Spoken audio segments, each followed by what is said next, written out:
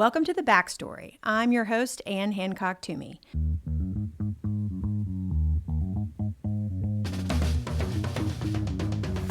Over the course of my career, I've had the privilege to work with and learn from and guide some incredible leaders, mostly in healthcare, but not always. The Backstory is a chance for me to talk to some of them, unpack who they are and where they came from, and how it all influences who they are today and how they lead. Ultimately, each conversation offers a case study in what I'm calling authentic leadership. Let me now invite you into our conversation for the real backstory. Today, I am thrilled to spend time with Wendy Horton, CEO of UVA Medical Center and longtime executive in the world of academic medicine. Wendy is a beloved, accomplished leader by day and a devoted community volunteer, international traveler, and pickleballer in all of her spare time. Welcome to the podcast, Wendy. Thank you. It's great to be with you today. I had to work in pickleball early because I have a love-hate relationship with it. I love to play it, but it does not love me. I think I've shared this with you. I've had multiple legit injuries from pickleball, and PSA, it's a real sport. It is a real sport. It is. You have to stretch and take it seriously. I hope you've had better luck than me. Well, I don't know about that. The person I play with just broke her hip, so things happen on the pickleball court. See? Okay, I'm pretty sure that there's a partnership between USA Pickleball and the American Academy of Orthopedic Surgeons. I think we need to investigate this because I hear so many people talk about their injuries, but it's a blast. It's addictive, and I know you play a lot, right? Just once a week and have a great time, and really it's about community, and for me it's just really about being with friends and taking a moment out and just having a little fun, and a lot of camaraderie on the court, and pays dividends in life, and so it's been something I've really enjoyed. I love that. I'm going to have to take lessons from you. All right, getting back on track, Wendy, our team has loved working with you over many years. You are known to be both a brilliant problem solver and a relatable people leader. And you are ever cool under pressure, which is important because so much of your career, of course, has been in leadership roles at major academic medical centers like UW Health and The Ohio State University and now University of Virginia. And academic medicine, of course, is known for many things: clinical prowess, research, innovation, education, and certainly complexity. Complexity in what they do and in how they operate, and you have lived it. There is so much to learn from your career journey about how to get people aligned and how to get things done. So if you're ready, let's dig into your backstory. Perfect. Let's do it. Okay, well, I love to start from the beginning. I know you're presently living in Charlottesville near the East Coast, but you grew up pretty far from there in California. Tell me a little bit about where and how you grew up. Yeah, I grew up in Southern California in a small town called Banning. Born and raised, multiple generations. I'm the only one that ever left, and I like to say it's probably the best education that I ever had. Loving family. My mom was a school teacher. My dad was an engineer. Both my grandparents in the community. So everyone knew what I was doing at all times. But truly extraordinary upbringing. Lots of diversity. Kind of an inner city situation. Gangs, drugs, alcohol. And so I think a little bit rough. And an incredible family, and that was the secret ingredient of being able to relate to patients from all types, walks of life, and sort of street smart as well, of going to high school with the roughest of the rough, and I just love my upbringing. I bet you had to grow up pretty fast. Yes, for sure. Now, did you have siblings growing up? Yeah, I had a brother. He was 6 years older than I was, really accomplished, but also more of a homebody. So I was the one that broke all the rules and did all the crazy things. Had a lot of fun. What's something, as you look back, that you learned from your parents or your brother that shapes how you live or how you lead today? My mother was incredible, but I think the person that I spent a lot of time was my grandfather. So my grandfather had a ranch, and our home was adjacent to this ranch. I would spend daily time with him, and he was incredible because he owned a nursery. He planted a minimum of 3 trees every day. And he would plant one for his ranch, one for our community, and one for his business. And so now, 50 years later, I go back home and I see the parks and the school systems and the freeway on-ramps, all with his amazing landscape. And he did all that pro bono for the community. It's just an incredible place now because you can see the vibrancy of trees everywhere, and what he did has been long-standing. So I think about that often, of one for work, one for life, one for the community. I think he really instilled to me a lot of the humanitarian aspects of what I really cherish today. Ah, that is beautiful. Yeah. 3 cheers for grandparents, right? Yeah. They just, though, how they shape us is so extraordinary. They don't even know that they're doing it. Maybe they do. I don't know. But that's incredible. Did you help him plant the trees? Absolutely. People laugh at me now because I do not have a green thumb. You can see this plant over here. It's like struggling. But when it all comes down to it, I learned so much from him. And so I think of them often and all that they did for me and poured so much into me and so much love that I think that goes a long way when you're growing up. It sure does. Thinking back to those years, what was your very first job? My very first job I remember is my mom shipping me to my uncle's house in Northern California, and he was a hobby kiwi farmer. And so in the summer times, I would pick kiwi and have one of these big bushel baskets on the front of me and get all the little Brussels like parts of the kiwi on my arms. So you learn a lot working on a farm or a ranch. And in those summers, we would pick and then we would go to the farmer's market. A lot about selling, a lot about hard work, early mornings, a lot of fun along the way, and got that time with my uncle that growing up was really cherished as well. That is not a first job that I've heard before, a kiwi. So Kiwi now, farmer. Did it make you want to be a kiwi farmer? Absolutely not. Something that you vow never to do. That's Please, right. Not kiwi farming. Anything but the kiwis. Okay, thinking back maybe to your kiwi farming days or some of the other jobs that you had, what was the first leader you can remember who impacted you in ways that you carry with you today? Ooh, that's a great question. One of the people that come to mind was a teacher in high school. His name was Mr. Van. He was a history teacher, and he was asked to teach art history, but he was a very eccentric person, a hippie person, a little bit scary to me, frightening a little bit in the beginning, hair crazy. He just taught us so much about life. He would have chess tournaments, things happening at the lunch hour, and he would have all these posters all over the walls. He would teach us just things about music, stuff from his upbringing. And now what's so wonderful is I've gotten to travel a little bit. I've gotten to experience, and he taught me so much, and it's the stuff I remember. I'll be somewhere and I'm like, oh, that art is this type of column and that period of art history. And then I remember some other funny things that he would throw in there. And it was just very memorable. Even to this day, the people that went through his class stay in touch with him on social media. He was just such an inspiration in so many ways for so many of us. He helped all of us, people that were college bound, people that weren't, so relatable, and I think really helped me be more of a well-rounded person and thinking outside of the box a little bit more about art and history and areas that I was not very strong in. So I'm pretty thankful for him. It sounds like he inspired a love of learning, even learning things that you didn't know you would be interested in, or maybe were a little counter to your nature. It's interesting. I had an art history teacher my senior year of high school, Dr. Myers, and she sticks out in my mind as someone who was incredibly influential in very similar ways and really instilled in me a love of travel and wanting to get to the source of things and understand sort of different cultures and time periods. So that's something we have in common. That's I love cool. that.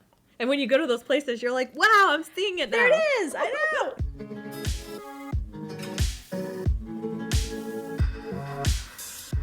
Okay, so you grew up in Southern California. You were a kiwi farmer, of course, in Northern California. What did you do after high school? Where did you decide to go to college?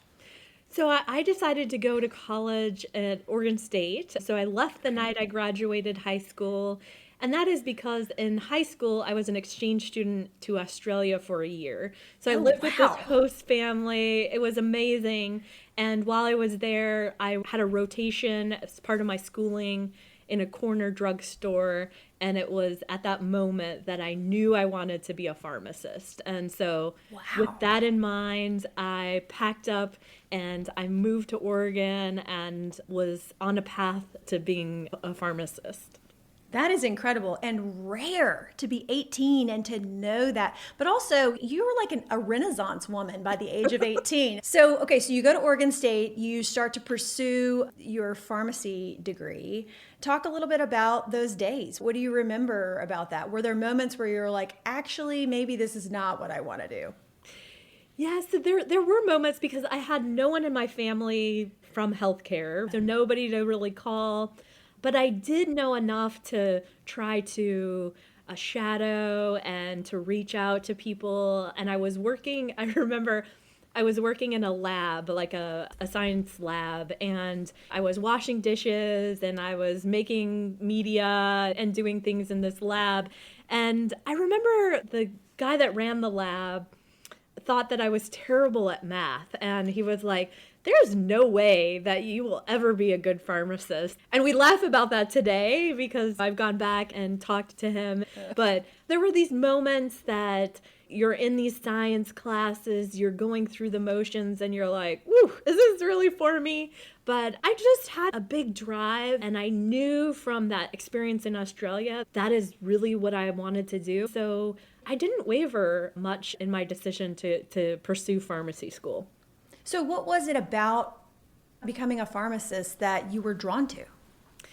In Australia at the time, there were no Walgreens or CVS's, and even to buy ibuprofen, you had to buy it at a pharmacy. And so that pharmacist, she was incredible. She was a leader in the community. She was really helping people clinically, probably like years before her time, helping people with very complex medical care, but also serving the community in a very important way. And I just knew that she was having really, I could see the impact, and I wanted to emulate and be like her. When I grew up, I wanted to be her. So tell me about your first job as a pharmacist. Were you able to live some of those things that you'd observed? My first job, I would say it was a hot mess, to be honest. I was working in a grocery store. I really struggled because I would dream about the patients and I would think about the patients. It just really was a transition for me. And so I wish I had more experiential learning before going into that first job, but it was pretty anxiety provoking to make sure that you were researching and doing the best for patients. So that first year was a lot. It was a lot. The community was amazing. I developed relationships with patients. It was really rewarding, and I knew that I was really helping people, and that piece of it fueled the passion for me to clinically be the best that I could be. So retail pharmacy, you were in that for how long? I did a mix. I worked in retail and then I quickly came back to working in a hospital. And so I had a variety of positions. Then I went back to school myself, and the mix of working in hospital and retail, I could really see how care was being delivered across the continuum, how people struggled once they got home and in their community versus the inpatient. So I was a big utility player of working in a lot of different care settings, which was really great. And I learned so much, and I loved working in all the different areas that I did. And so talk to me a little bit then about, I guess on the backside of that exposure, you made the decision at some point to move from practicing as a pharmacist to going into an administrative role. Tell me when that transition transpired.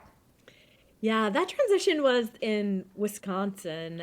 I call it the chapter on what you do for love because we moved to Wisconsin for Rob and his career. You know, I'd never been east of the Mississippi. And when we moved there, there was only a 50% job in pharmacy.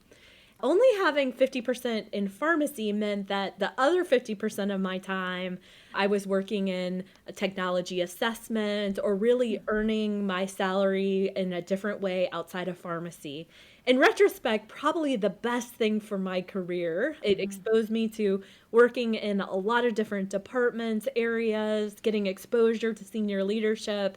But that really was the why. It wasn't because I dreamed up I wanted to go Okay. into leadership. It was something our family did in being a dual career couple. Yeah, so it was like the right next step for your family. Yes. And so often, isn't that the case, right? That we back into what ends up being the next chapter and ultimately where we spend a majority of our career. Yeah. And we laugh now because he says it was better for my career than it was for his. That's funny. Well, okay, so walk me through that time at UW Health because now you were there for a better part of a decade. Yeah, 13, almost 13, 14 years. Yeah. Okay.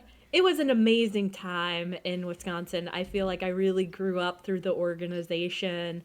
So I came in and then was working in pharmacy and then working in some of these other areas as well. And it was a long time ago. So it was when we were the first academic medical center to put in Epic Okay. in Madison. I got to program the pumps for Alaris, which was brand new.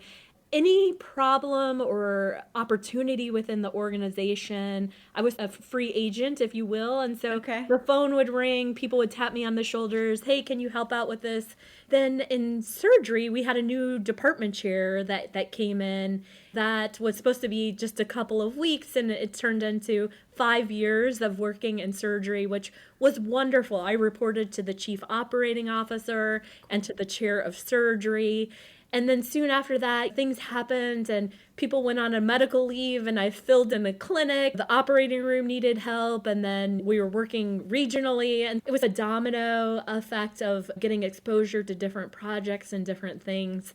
So in 5 years, I had gone back and gotten my MBA and then got another tap on the shoulder. We were building a new hospital, really needed some help on programming, activating that facility. There were operating rooms and we knew that there were going to be surgical programming. So that was another door that opened and, knew nothing about building hospitals or activating a facility, but had an extraordinary opportunity to build and open that facility and create an extraordinary culture there and try new things. But it was a pretty extraordinary time getting that facility off the ground, fully activated, and then running that facility for several years after. It was a highlight of my career there. And what hospital was that?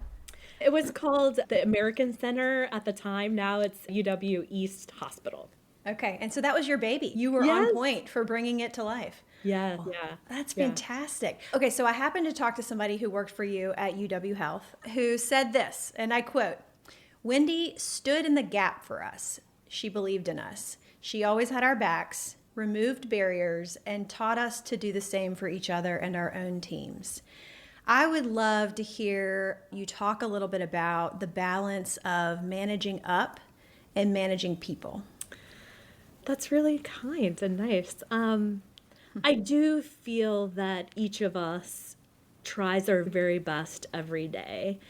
And what I have tried to do, and do not get it right all the time, but for most of the time, what I try to do is allow our teams to focus on their teams and taking care of patients. And if I can help manage up, and if I can take some of the burden of the politics and all the other pieces of it that come with the very important jobs that we have, I like to think that we can keep the focus, keep caring for patients and doing the very best that we can.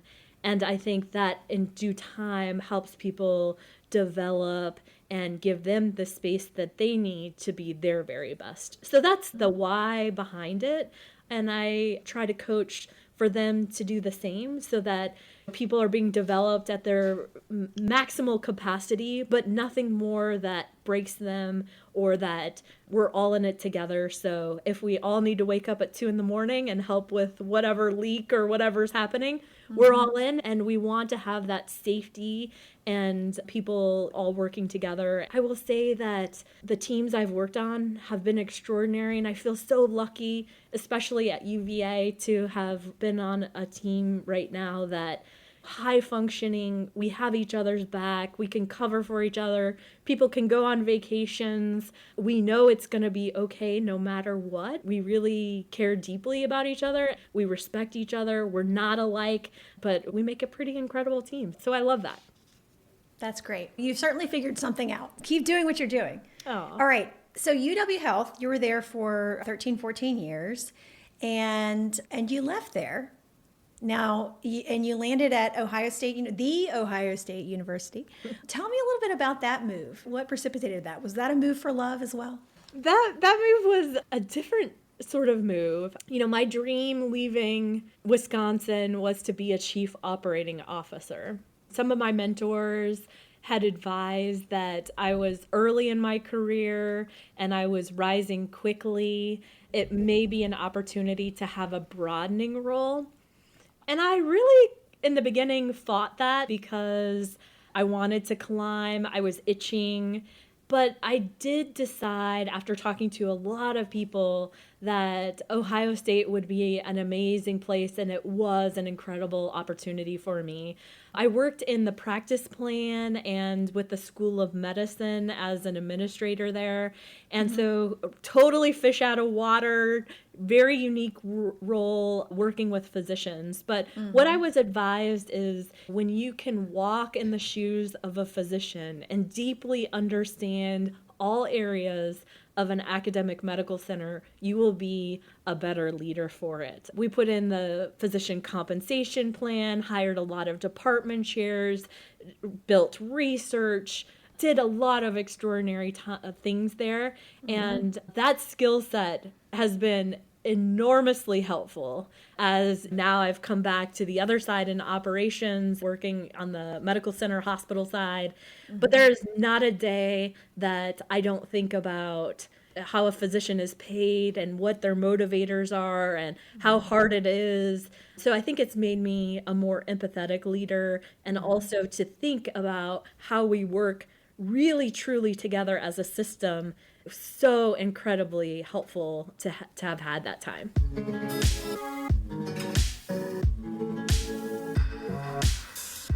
So as you think about your experience at Ohio State and at UW Health before that, is there a leader that really invested in you learned a lot from?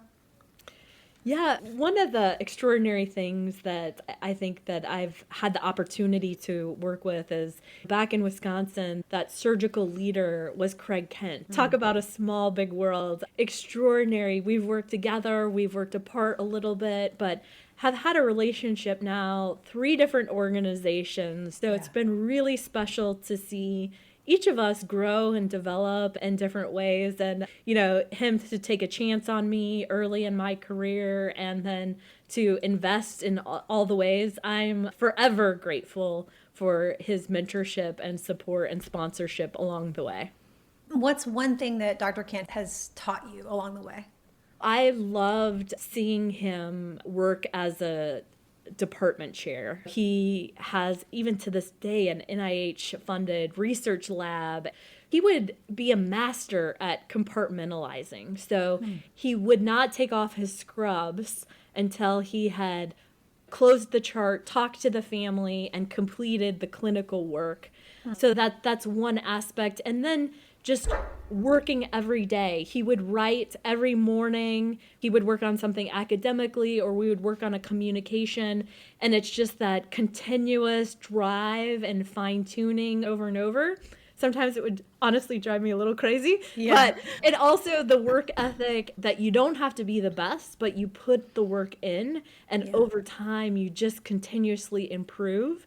It's something that I always cherish and continue to work on some of these other areas that I'm continuing to refine and work on as a leader. But really has shaped so much of me as a leader. On the other hand, we couldn't be more different. We're very different in our leadership styles too, which I think has made us a great team over the years. I'm sure that he would say that you've taught him quite a bit as well over those 3 chapters.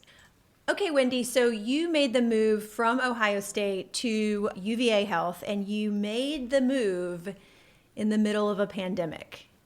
What on earth drew you to that role, and in particular, making the move during the crisis that was COVID-19, and in particular, the crisis that was COVID-19 and how that had an impact on the world you live in academic medicine? Yeah, it's a great question.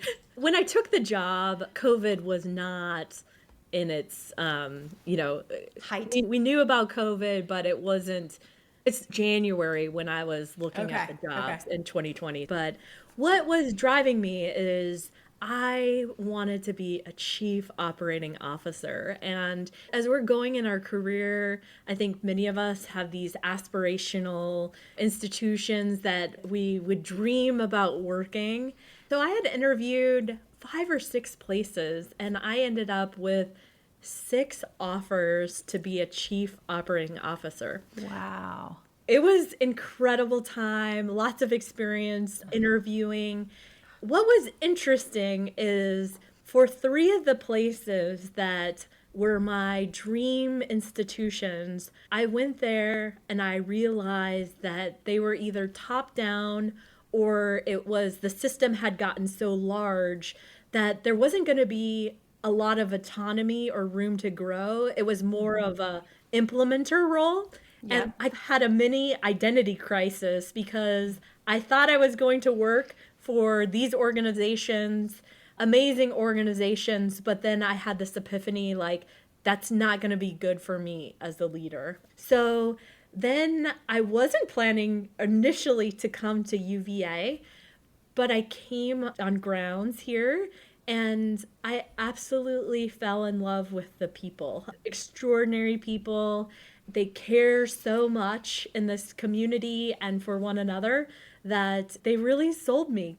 I mean, you're a builder, clearly. You built a hospital, launched it, built a culture. You like to build. And so I can totally understand why you thought you wanted one thing, but then the kind of COO roles that you were getting offered that were more sort of just executing on a plan as opposed to the ability to create the plan and to live the plan.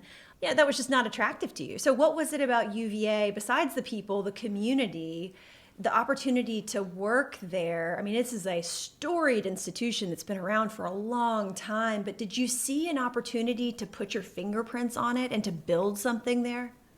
For sure. Academic medical centers are amazing places. On the one hand, extraordinary innovation, first class, cutting edge.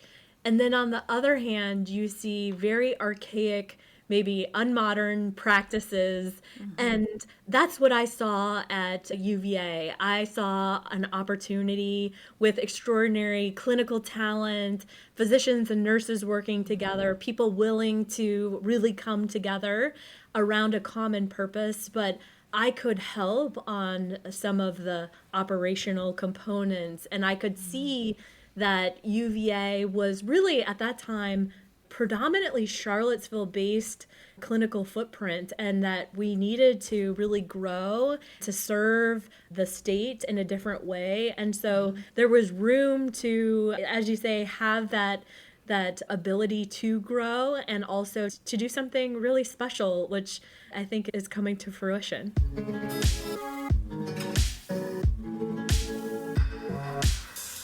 So as you look back on your career, all the different chapters that we've covered and probably some chapters that we didn't have an opportunity to cover today, what are you most proud of?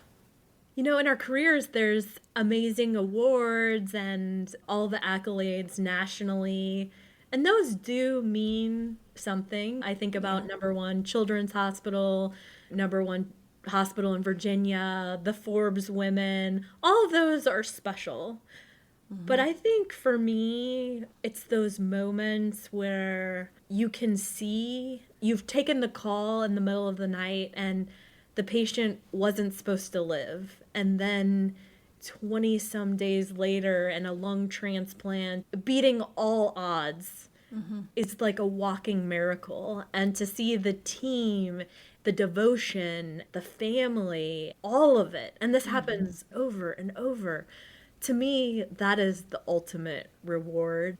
And as you look back to Australia, working at the corner drugstore, and why you were drawn to medicine in the first place, you mentioned some of those things, right? It was having an impact on families and on communities and witnessing miracles. As you look back, did you ever think that you would experience all of these things that you've experienced?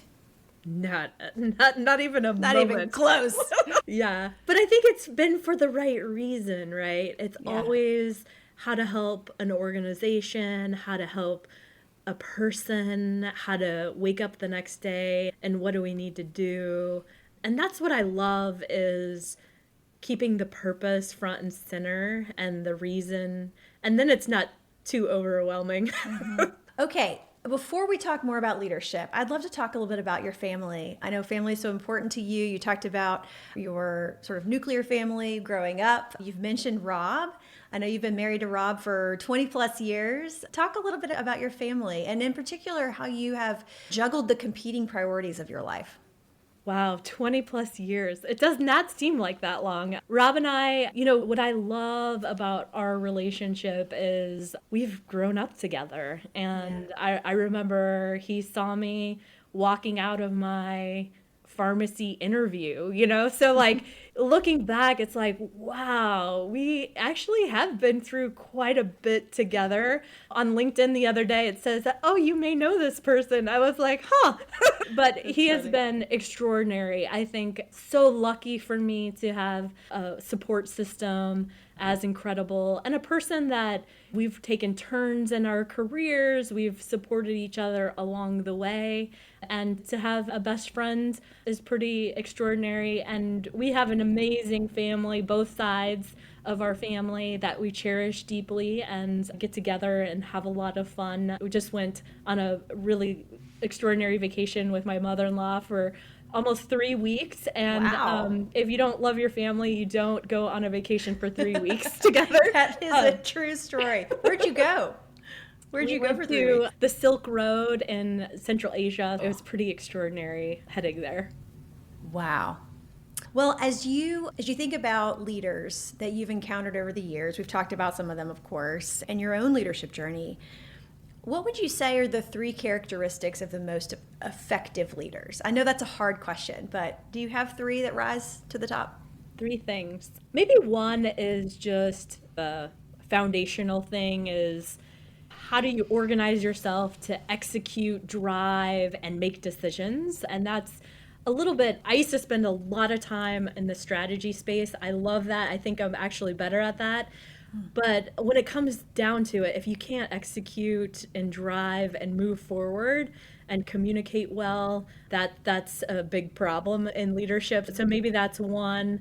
I think a second one is working hard, leading by example, and caring is maybe a number 2. And then 3 might be that leaning into the challenges of an organization. And those challenges are going to be a little bit unique to where you're working and the times, and change all the time. But you have to lean in. You can't put your head in the sand. You have to face the music. And hopefully you're working on the opportunities and the challenges. So I would say that those 3 things come to mind. They're not earth-shattering things, but I think they're principled to just move an organization forward. And what do you think makes you most effective? It could be of those things or other things. What's your your secret weapon? People tell me that my secret weapon is that I'm approachable. I can relate to others, and I care about the front line. I think that's helpful when there are good times, there are bad times, there are all the things in between, and you want everyone to feel comfortable. And I've tried to create an environment where that is welcomed. So that is one piece along the way. And then I think just trying to be balanced and centered and do the right thing. I don't think I do anything fancy. It's just day after day, and investing in people is probably where I spend the most time. You're very calm, even, and consistent. Is what I've experienced of you and what I hear of you. And I get calmer in a crisis. That is such a gift. I just call you. I stay calm, and then I call the people that we need help. All right. Is there anything that you're working on? Is there any sort of challenge in how you work or how you lead that you're kind of, I don't know, resolved in 2025 to work on? 2025, the piece that I will say is, as an organization grows, we were just chatting this morning, is like, you have to continuously go back through the operations, upscale the talent, be thinking about what worked before may not be what's best in the future. And facing that sometimes is really hard. So in 2025, we have extraordinary teams. We're doing great work. I think it's how do you continue to deliver on the excellence that our patients need, and look yourself in the mirror and where do you need to go from here, and having that leadership courage to do it and to make it happen is what we're working on each day. So I don't think that's different from 2024, but maybe the labels of the projects have changed. But I think having the fortitude to continue to move forward and to lead into 2025 is a real privilege. That's hard work. Good luck. Thank you.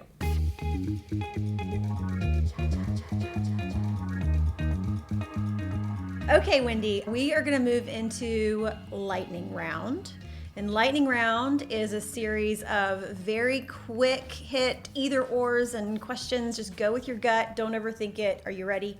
Sure. Let's do it. Okay, food you love, spicy, salty, or sweet? Salty. Favorite thing to do on a Saturday? Sleep. Best international trip you've ever taken? That was a hard one. Mongolia. Mongolia. What did you love about Mongolia? Just riding camels in the desert. I mean, it's a pretty crazy place, and it was just something so different than what we experience here. Early bird or night owl? Both, depending on the day. How do you start your day? Usually with connecting with a friend. Really? Mm-hmm. That's cool. I might steal that. Best book on leadership? I really like the book about, I'm blanking on the name, about Eat the Frog. All right. If not healthcare as your career, what other profession would you have loved? I don't know. Cake decorating? Really? Okay. That's great. Okay. Any advice for your younger self? My advice for my younger self is working on the wellness aspects to keep us being the best leaders requires early intervention and practice. So how we exercise, how we eat, how we sleep. And as we grow in our careers, it doesn't get any prettier or easier. And I guess my best advice to my younger self is to figure that out, Wendy. I love it. All right. I'm going to close with the question that all good reporters close with, which is there anything more you'd like to share? Just a big thank you. I found this extraordinary and really cherish everyone and have loved the podcast. So thank you for doing it. Thank you for inviting us. I learned so many nuggets about other people that I know a little bit or a lot about, and there's always something new and inspiring. So thank you, thank you, thank you. I appreciate that. I learn something new every time I have one of these conversations, and I've learned a lot from you today.